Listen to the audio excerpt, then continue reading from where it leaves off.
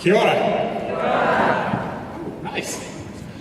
As Evelyn said, I am going to take some time to specifically talk about planetary health and healthy cities. This is a session on healthy cities, but to understand what I call Healthy Cities 2.0, which is the next evolution of healthy cities, which I helped create 30 plus years ago. But getting to talk now about the sustainability agenda, which we've sort of done, but not adequately. So I'm going to talk about these four things. Health promotion 2.0, taking an eco-social approach to health promotion.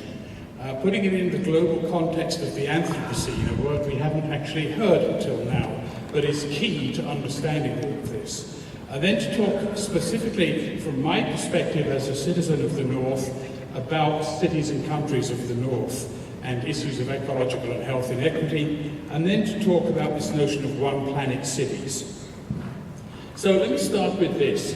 The Ottawa Charter itself included among the prerequisites for health stable ecosystems and sustainable resources.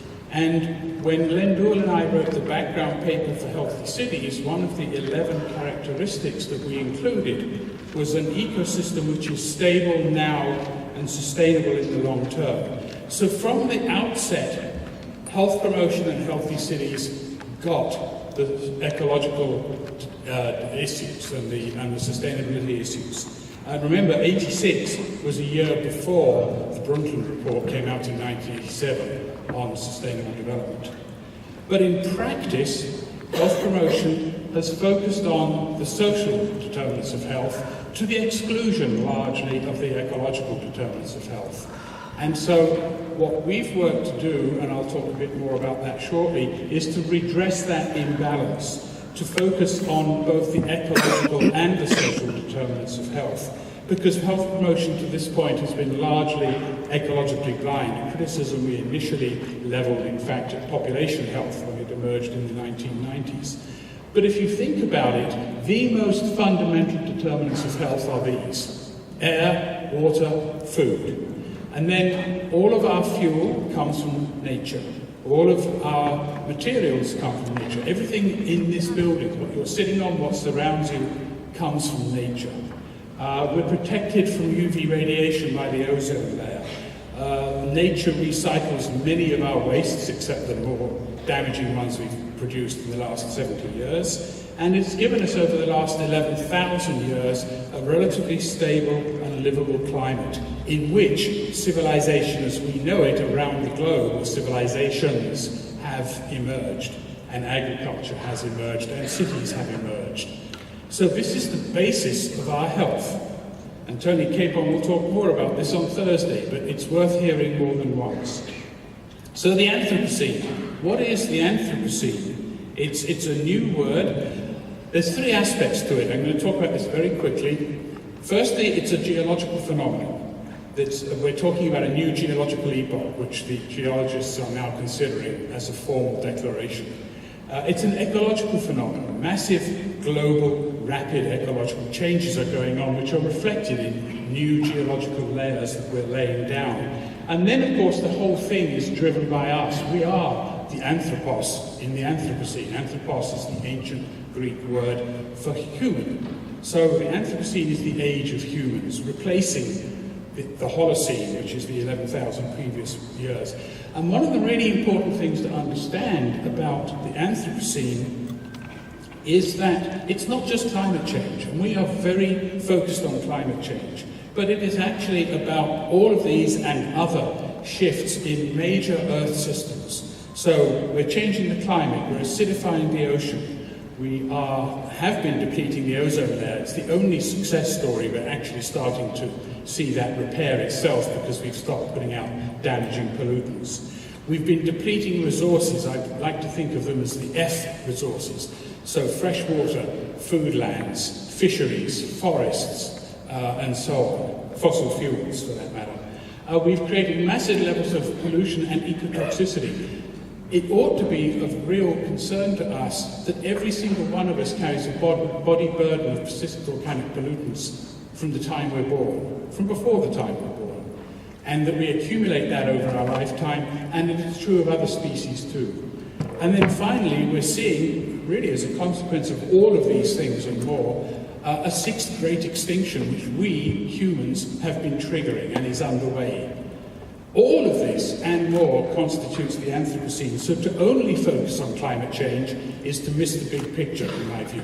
And we need to take that big picture and understand that all of this is happening. It is both the scale of this that is troubling and the rapidity of this change. In geological or ecological terms, it is the blink of an eye in which all this has happened. Now, in my slide set, which you can have, which might save you all taking a lot of photos, you'll find a bunch of slides that are hidden from this presentation in the interest of time, but give more detail. This summarizes 4 different slides. Top left is the ecological footprint. The key point here is we surpassed the planet's biocapacity about 1970. Globally, we now consume 1.7 planets worth of biocapacity every year. Not sustainable. Next to that, top right, is the Living Planet Index, which is a count of vertebrate populations, about 4,000 different species of vertebrates around the planet, a count not of the species themselves, but of the populations. It's declined 60% since 1970, and that data only goes to 2014. Bottom left is what are known as the planetary boundaries, a set of 9 Earth systems and suggested boundaries that we should not transgress. 2 degrees C of climate change warming is an example of a planetary boundary we should not transgress. You will see here in the red zone, we're already transgressing some planetary boundaries. In the yellow zone, we are approaching other planetary boundaries. We are beginning to, or in fact have exceeded the capacity of the planet. Since the planet is the source, ultimately, of our health and well-being, and our existence, in fact, this should trouble us hugely. And finally, on the bottom right, annual CO2 emissions. And a point to draw on there, which I'll come back to, is how much that kicked up in the 20th century, in the mid-20th century in particular.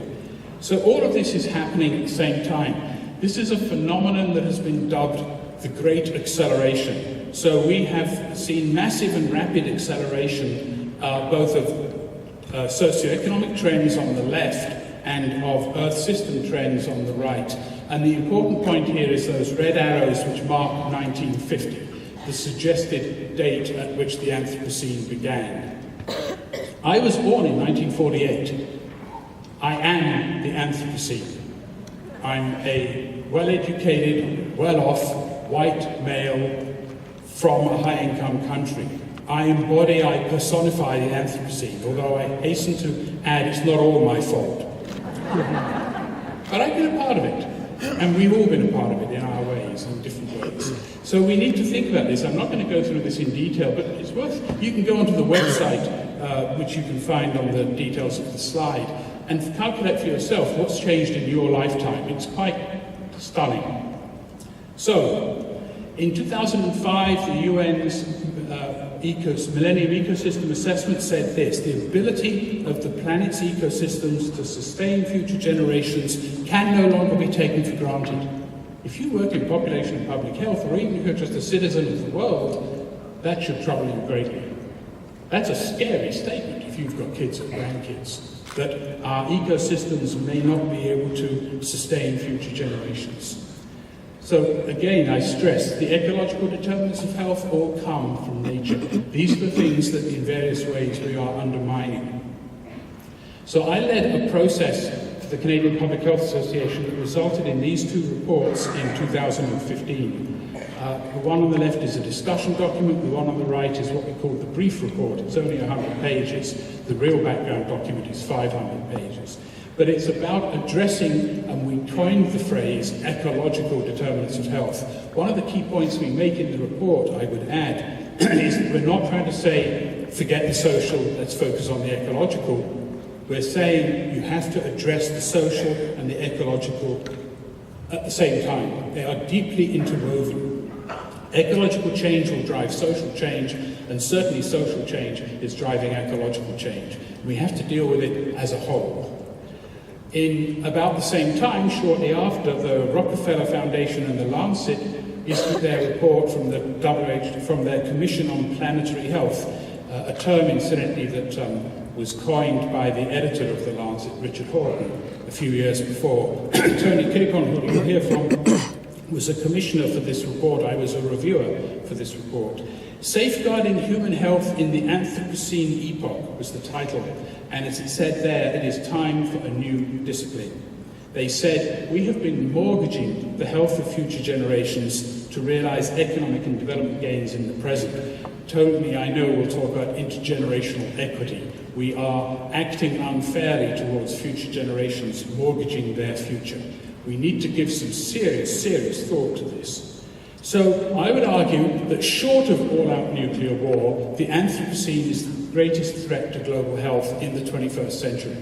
If we do not make some pretty rapid changes, then we are going to damage fundamental Earth systems in ways that will have serious implications for the health of the population. Which takes me to cities and countries of the North. So ecological and health inequity is the theme here that I want to stress. Over the period from 1850 to 2012, it is estimated, the USA was responsible for 22% of total CO2 emissions and the EU for 18%. So the high-income countries of Europe and North America between them accounted for almost half, 40% of CO2 emissions. And that's not going to change. It's estimated that by 2100, the USA and the EU will have contributed almost half of temperature increase, 45%. So it remains that the high-income countries are in many ways the root cause of the problem and continue to be major contributors to the problem. So when you talk about inequity, not only is there inequity in health, there's inequity in carbon emissions. The poorest half of the global population is only responsible for around 10% of total global emissions, somewhat similar to the material that Michael Marmot gave us yesterday about where is wealth concentrated. Well, where wealth is concentrated is where CO2 emissions and ecological footprints are concentrated too. And so you see great inequity. This is inequity in the ecological footprint, data from the Living Planet report from the Worldwide Fund for Nature. The top line is high-income countries, on average about 3.6 planets worth. This is expressed in global hectares per capita, but it's about, take my word for it, about 3.6 planets worth of biocapacity on average. In places like Canada and Australia, 5 planets worth. The green line descending to the right is average per capita biocapacity, which has been declining because the population has been growing and the biocapacity of the Earth has not been growing at anywhere like the same rate. The purple line, which intersects at the right, is middle-income countries, and the bottom line there is low-income countries. So what low-income countries need is more development. We, in the high-income countries, are taking more than our fair share, and as a result, there's less than their fair share for low-income countries. We have to redistribute wealth, power, and resources, as the WHO Commission on Social Determinants said, and that includes redistributing our use of the Earth's resources. You see it in the Living Planet Index, where high-income countries have actually increased their Living Planet Index by about 10% since 1970, but probably in part because they have been exploiting the resources of low-income countries whose Living Planet Index here has declined 58%, and that was only to 2010. It goes on beyond that in more recent data. So in Canada, and for that matter Australia and the USA, we act as if we had this. But no matter what Elon Musk may tell you, there is no planet B. We do not have the option of going to other planets and ruining them as well. So we actually have this, and this is what we have to learn to live within. For high-income countries such as Canada and Australia, that means we need fairly rapidly to reduce our ecological footprint by 80%. And of course, we're 80% or more urbanized, so that means cities have to reduce their ecological footprint by large percentages quite rapidly. But at the same time, we have to meet basic needs, and we have to ensure high levels of human development and quality of life and social development and good health for everyone. So how do we reduce our ecological footprint dramatically in the north while maintaining a good quality of life? And how do we assist, partly by getting out of the way, low-income countries and high-income countries, partly by assisting and partly by obviously helping them to assist themselves. So we're going to have to look at radically different ways of organizing our cities, our countries, our neighborhoods, our own personal ways of life. We need to think globally and act locally. How do we live equitably and in harmony and in good health on this one small planet that we call home? That, I would submit, is the population health promotion challenge of the 21st century. That's the one we all have to be asking ourselves and asking our professions and institutions and societies and communities and answering. I was part of the Kuching Statement, which came out of a conference that Tony organized as a prelude to Habitat 3, the only urban think tank that focused on health. And we produced something called the Kuching Statement. People, planet, and participation. Those are three big themes. So we have to engage people in the participatory process of making these changes. You can't just impose them from above. So what we've done locally in Victoria, British Columbia, where I live, is we have started what we call conversations for a One Planet region. Our concern is we're not even talking about this right now. We might talk about climate change. We're not talking about the totality of global ecological change, the totality of the Anthropocene. And we're not talking about it. And our view is if you don't talk about it, you can't begin to imagine an alternative. And if you can't imagine it, you can't design it, and so you can't create it. So we have to start way back upstream with conversations. So we are doing conversations in our local public library, open to anyone, free, once a month. We've been doing it for 2 years. We're beginning to move now into doing some co-design charrettes in some neighborhoods to start to imagine and design what that neighborhood would look like if it was a One Planet region. It's a long, slow process, but we don't have a lot of time, so you need to get started straight away. And we've been using a set of principles of One Planet living that come from an organization called Bioregional, which is based in the UK and has been doing One Planet living work for over 10 years, getting on for 20 now, and a very interesting and good organization. But I want to draw your attention to this. The first three principles are about health and happiness, equity and local economy, and culture and community. Does that sound a bit like your agenda? Our agenda?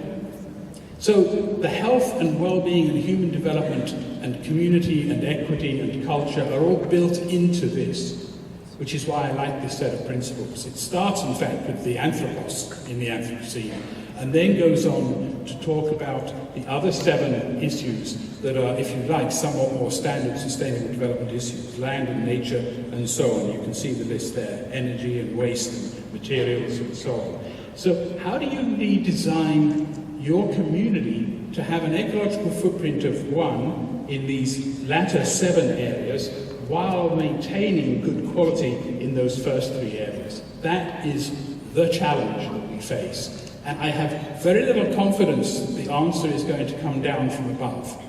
I have very little confidence that national governments get this, really care about it very much.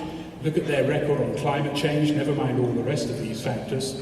It's going to have to come from us at the grassroots. So I really recommend that you go back and start this in your own neighborhood. When we looked at our ecological footprint, we were lucky enough to have that done for us. 44% of the ecological footprint is actually in food, and it turns out that there's wonderful co-benefits from doing the right thing. So if you look at food, for example, 3/4 of the footprint in our region of food comes from meat, fish, eggs, and dairy. So the new low-meat diet that the Canada Food Guide recommends, that the Lancet Commission on Diet recommends, is exactly what we should be doing. And guess what? It's good for health. Transportation, 75% from private vehicles. Okay. Active transportation, public transportation, 20-minute neighbourhoods that they're developing in Melbourne, all of these ideas, those are all good for health. They're also all good for the planet. Generally speaking, if it's good for the planet, it's good for health. Not always the other way around, though. And then finally, buildings, 75% is operating energy. again, move to a low-carbon or passive house or off-grid house, and so on. So these are some of the suggested steps for our community. Eliminate fossil fuel emissions in buildings, convert half of gasoline private vehicles to electric, which doesn't really solve. It solves your emissions problem, but not other social problems arising from this. And then reducing meat and dairy by 25%, purchase 25% less food as an ecological issue, but that might just help a bit with obesity, and so on. But I want to end with this, because all of this is a bit heavy and depressing perhaps. But when I talk to young people, I say, yeah, it's a huge challenge. You can't pretend it isn't. It is a huge challenge. But we should have hope. Hope, it was defined as the commitment to positivity in the face of adversity. Vision, my friend Clem Bizot says, is values projected into the future. So what's your vision? That's actually your values. So what are your values? That tells you what your vision should be. And then, as Albert Einstein said, in the midst of every crisis lies great opportunity. So I talk about this as being very exciting. We're going to need visionaries, revolutionaries, evolutionaries, innovators, creators, communicators, cultural shifters. This is not a science and technology problem, people. It's a social and cultural and ecological and economic and legal and political and spiritual challenge we face. We need new green social entrepreneurs who will create the new economy we need. And I just want to end with this. Planetary health was defined in the Rockefeller-Lancet Commission as about the health of human civilization and the state of the natural systems on which it depends. Now, cities, together with agriculture, are the crucibles of civilization. But surely it is uncivilized to undermine the very things that we and our fellow citizens and families and friends and neighbours need for life and health. Cities need to take up their civilizing role in creating a just, sustainable and healthy future for all. Thank you.